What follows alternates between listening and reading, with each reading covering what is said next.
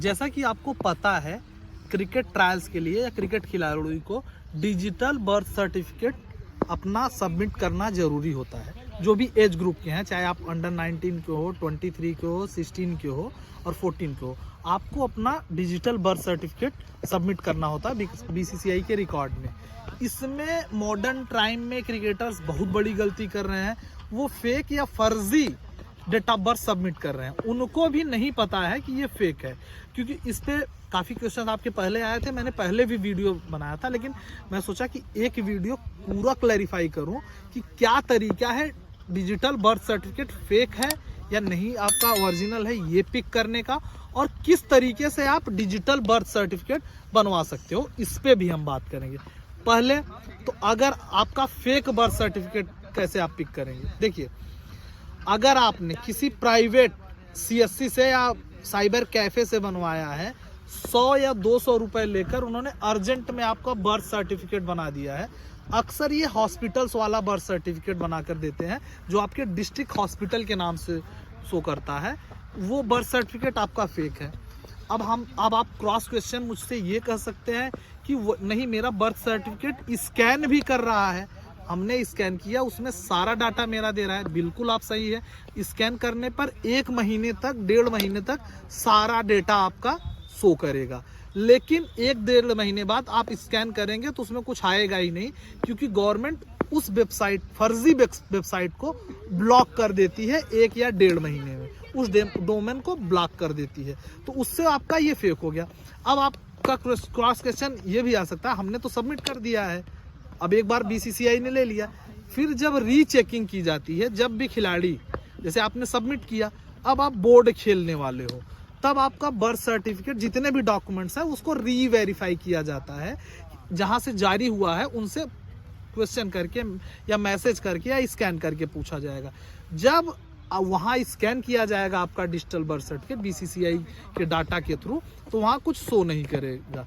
तो आपसे क्लैरिफाई करने के लिए कहा जाएगा कि आप अपना बर्थ सर्टिफिकेट सबमिट कर दीजिए, क्यों नहीं स्कैन हो रहा है। तो आप कोई दूसरा बर्थ सर्टिफिकेट सबमिट करेंगे, क्योंकि वो वाला स्कैन नहीं करेगा।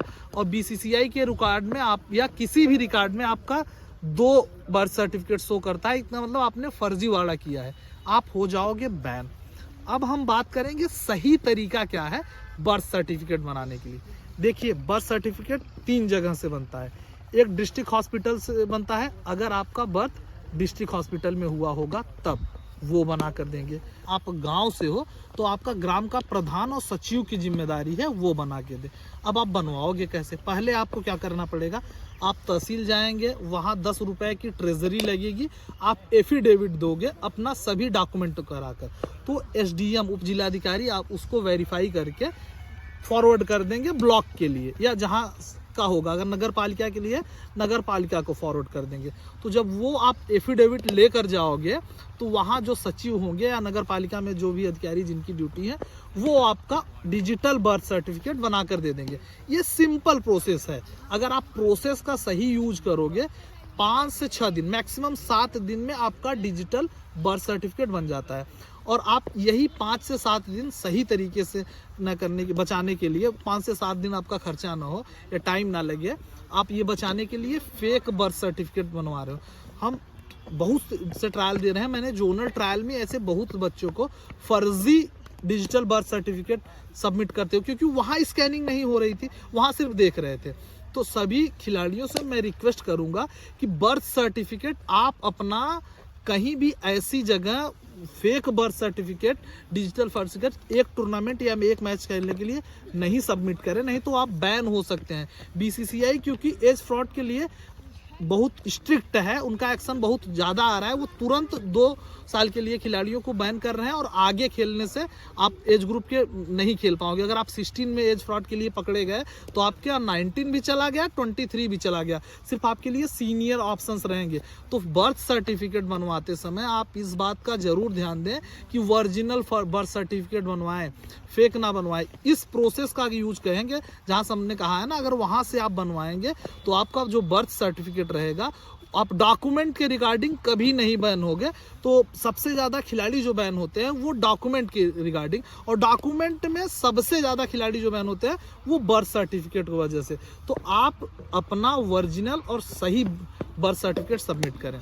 और हाँ, अगर कोई और कमेंट हो आपका, अगर कोई और क्वेश्चन हो, डाउट हो, तो कमेंट सेक्शन खुला हुआ है, वहाँ आप पूछ सकते हो। अगर आपको लगता है कि कमेंट सेक्शन में आपका डाउट क्लियर करने लायक नहीं है, तो इंस्टाग्राम का लिंक भी डिस्क्रिप्शन में है, वहाँ ज़रूर हमसे जुड़ें।